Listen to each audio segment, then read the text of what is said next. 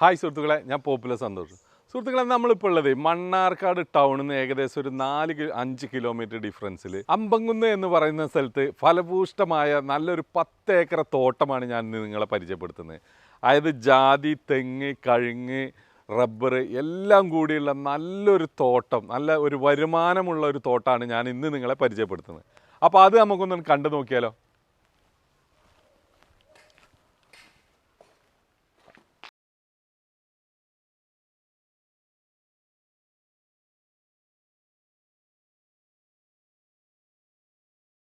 ഈ കാണുന്ന റോഡിന് ഫ്രണ്ടേജോട് കൂടിയിട്ടാണ് കേട്ടോ ഭൂമി കിടക്കുന്നത്. അതായത് 2 സൈഡ് റോഡാണ്, നല്ല നീളത്തിൽ റോഡ് ഫ്രണ്ടേജ് ഉണ്ട്.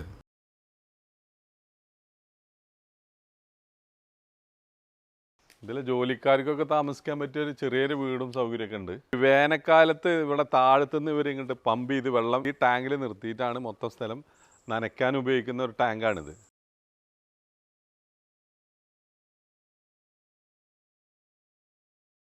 ഈ കാണുന്നതാണ് റബ്ബറുള്ള ഭാഗം കേട്ടോ. ഏകദേശം 1000-ഓളം റബ്ബർ മരങ്ങളാണ് ഇവരിതിൽ പ്ലാന്റ് ചെയ്തിട്ടുള്ളത്. JT1ഉം 305ഉം 2 ഇനം തൈകളാണ് ഇതിലുള്ളത്. റബ്ബറൊക്കെ തന്നെ ഏകദേശം 3 വർഷമായിട്ടുള്ളൂ കേട്ടോ വെട്ട് തുടങ്ങിയിട്ട്. ഇനിയും ഒരുപാട് വർഷം ഇത് വെട്ടാം.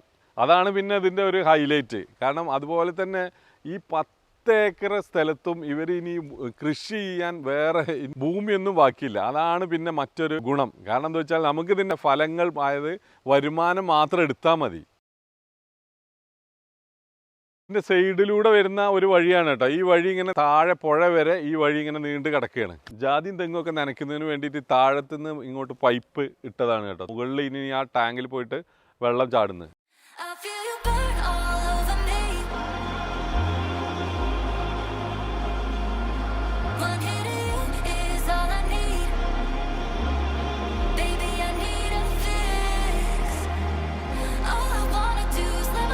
ജാതി പറഞ്ഞ പോലെ തന്നെ കേട്ടോ, തൈജാതിയാണ്, കായ്ച്ച് തുടങ്ങുന്നേ ഉള്ളൂ. അതുപോലെ തന്നെയാണ് കഴുങ്ങാണെങ്കിലും തെങ്ങും തൈകളാണ് ഒക്കെ.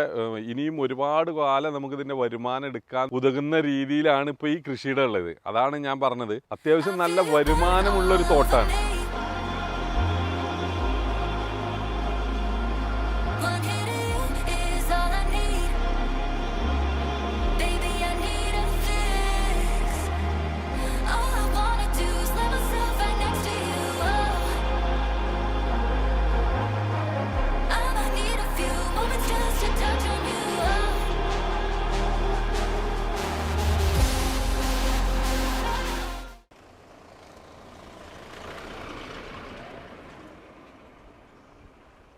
അധികം റോഡിന് ഫ്രണ്ടേജാണ് കേട്ടോ.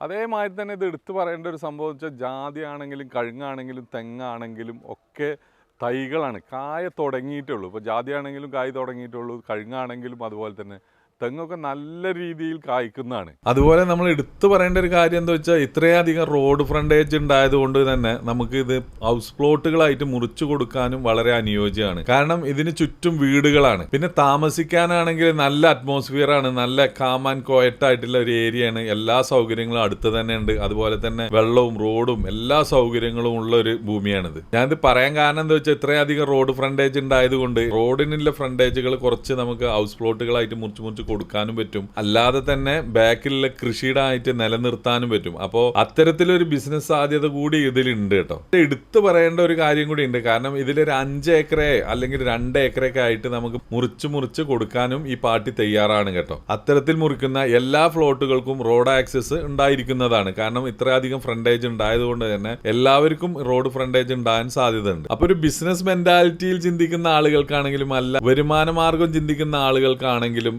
എല്ലാവർക്കും നല്ലൊരു ഡീലായിരിക്കുന്നു എന്നാണ് എനിക്ക് തോന്നുന്നത്. നമ്മളിപ്പോൾ ഈ പ്ലോട്ടിലേക്ക് പാലക്കാട് നിന്നാണ് വരുന്നതെങ്കിൽ നമ്മൾ പാലക്കാട് ഹൈവേയിൽ നിന്ന് മണ്ണാർക്കാട് വരുന്ന വഴിയിൽ ചെറക്കപ്പടിയിൽ നിന്ന് ഏകദേശം 4-5 കിലോമീറ്റർ മാറിയിട്ടാണ് ഈ പ്രോപ്പർട്ടി ഉള്ളത്. നമ്മളിപ്പോൾ മണ്ണാർക്കാട് ടൗണിൽ നിന്നാണ് ഇങ്ങോട്ട് വരുന്നത് വെച്ചാൽ ഏകദേശം ഈ തെങ്കര ഭാഗത്ത് നിന്ന് ഏകദേശം 1 കിലോമീറ്റർ ഉള്ളൂ ഇവിടേക്ക്.